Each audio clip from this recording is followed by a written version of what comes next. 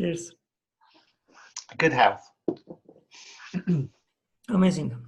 Oh, so first of all, thanks again for joining. It's a pleasure for me to join again, even from remote. Yeah. But I think the last time was in Berlin, right? Yes, it must have been. Yes, my gosh, that seems like a world away. Yeah. Yes, thanks, Vincenzo. Thanks for the invitation today. Thrilled to be involved, and it's fantastic to see you again. So a little bit about myself. My career has sort of spanned both IT and change. So it's quite a good combination when it comes to RPA. We'll sort of get to. But I guess, my passion has really been about sort of improvement, lean thinking and sort of innovation. And so RPA is one of the tools that sort of help us to sort of deliver that, has been just one of the most sort of incredible introductions. And I've been involved with RPA now for 8 years, since 2012. And 8 years ago, I said, this is unbelievable. This will change the world tomorrow. It is getting there, pandemics aside, it was getting there. But these things do just take a lot more time, to sort of get the level of capability that it's got now, but also the level of, sort of acceptance and buy-in to what it can achieve, and understanding. Quite rightly, quite a few people think it's it's too good to be true. Surely not. And then you can show them. Clearly, there's lots of demonstrations of what really is possible. Yes. Yeah.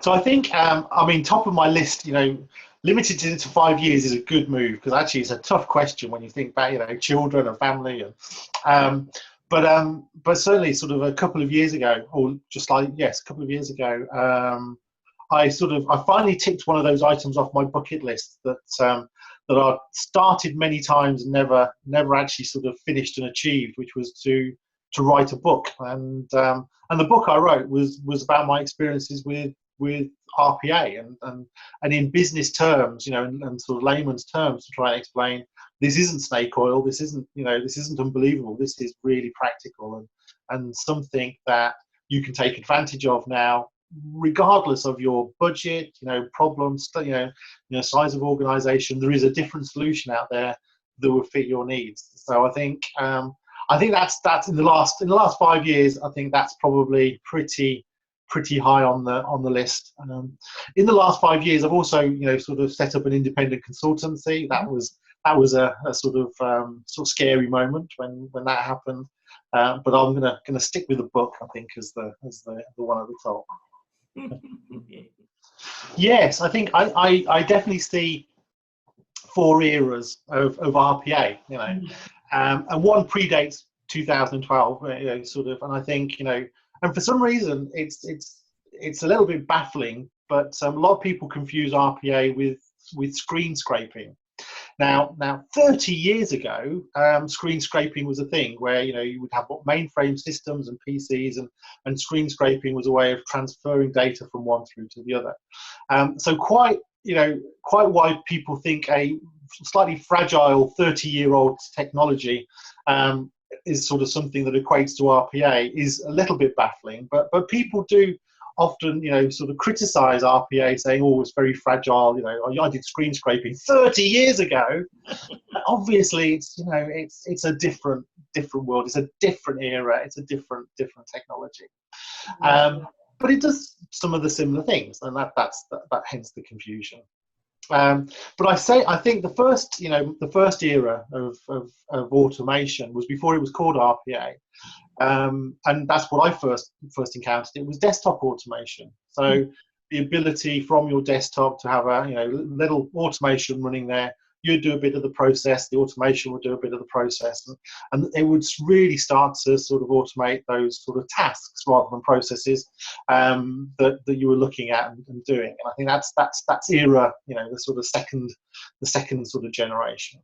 At some point in that era, someone coined the phrase RPA, which I think it was the sort of the folks at Blue Prism who actually came up with the terminology. But But RPA, or robotic process automation, took the next step, and it was no longer about just what you did at the desktop, but you could actually create many virtual machines, sit them in a corner, and they'd just run away, and they'd run the whole process for you, untouched by human hands. So it was that ability to now do things at a much greater scale, and a much greater level of operation.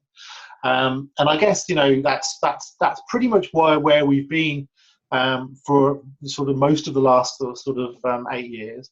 And I guess now there's a new terminology in town, and the new terminology in town is hyper automation. Which is a fantastic term. I love the way it's hyper automation. And but all that is actually the combination or convergence of 3 different types of technology all together, working together. And RPA is definitely one. That's the sort of one of the core pieces to it. But also you've got a second technology, which is around sort of the advances in machine learning or artificial intelligence, to now be able to do more impressive things in terms of what it can understand about the real world and the sort of decision making processes. And then a third strand, which is about data and data analytics. And one of the things RPA has always done is generate more data about the processes, better understanding about the processes from my improvement perspective, how things can improve from the processes. And hyper automation now just brings all of these 3 fantastic technologies all together in one big package. And I think the level of capability is phenomenal, but it's not big and scary as I think when sort of big terms like that are sort of bandied around. Sometimes people become fearful of them. Yeah, great. Yeah, I think that's a great question, and I think so one of the things that I'll answer that in terms of where we are today, in terms of the pandemic, and and how as organisations should start thinking about their response to the pandemic. And number of people I've been talking to, I've been explaining really there are 4 phases to go through. There's the response phase. There's then very much a stabilized phase, and then you're sort of into what can we transition, and then actually how do we recover once we're able to operate in the real world again. And I think most organizations currently exist in the response phase. They've taken their existing processes and technology and people and just tried to move them to home as best they can, and so what you've ended up with is quite a fragile environment. It's fragile in terms of the processes, it's a little bit fragile in terms of the people because they're finding different ways of working, and it's a bit fragile in terms of the technology because even the internet, Netflix, and reduced the bit rates to provide more bandwidth to all these people working from home. And I think lots of organizations are now looking at how do they stabilize? How do you take that fragile environment and accept that you're going to be running that environment now for, who knows how long, but at least 12 weeks and probably 12 weeks and beyond. So it's not a temporary setup. It's now a much more sort of permanent setup. And I think that's where you've got to look at the culture. You've got to look at the technology. And I do think, there are some, albeit limited, opportunities for automation and RPA in that phase, but most people are very are going to be tied up in terms of actually just simply keeping the business alive. And actually, I think it's when people come out of the stabilized phase. We're not back in the office now, but we've got our mission critical processes stabilized. There's a window. And this window, which I call the transition phase, is really important. It's the question of how do you take all this backlog of processing that you've got to do. I mean, every business is generating some sort of backlog.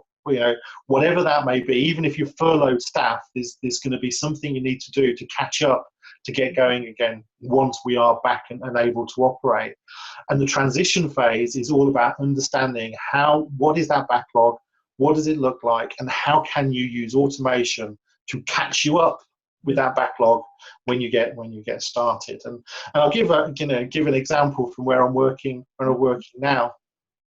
You know, we're in a situation where we're a landlord, we've got lots of properties, and only emergency repairs can be done. So that's fine. You know, you've got emergency breakdown, but regular repairs just are not being done. So we are going to have 12 weeks worth of a backlog of regular repairs that physically have to be managed. But what can we do? What can we automate in terms of getting that data into the right places, the people into the right places, planning into the right places? And I'm sure there's lots of opportunities there. And that's just one process. And every company will have, you know, dozens or hundreds of processes that are similar. Because you want to be, as you know, when they do say we can go back to life as close to it used to be, I'm sure it will never quite be the same. We want to be ready, and that transition phase is where we need to get ready. Yeah. Well, I think, you know, not so much a question, but I think, you know, I'll ask you a question if I may, because I mean, you know, you're further down this journey than we are. You know, we're sort of in the UK. We're really only sort of starting week 3 of our isolation, so we are very much in the still responding largely to what's happening and finding the way of working. You know, what's your experience? You know, how far down are you now down that track? And I was very impressed how quickly, you know, I saw on your messages on LinkedIn how quickly you responded and actually got your organisation into that stable operating state. So I'm fascinated by your journey too. Okay, thank you.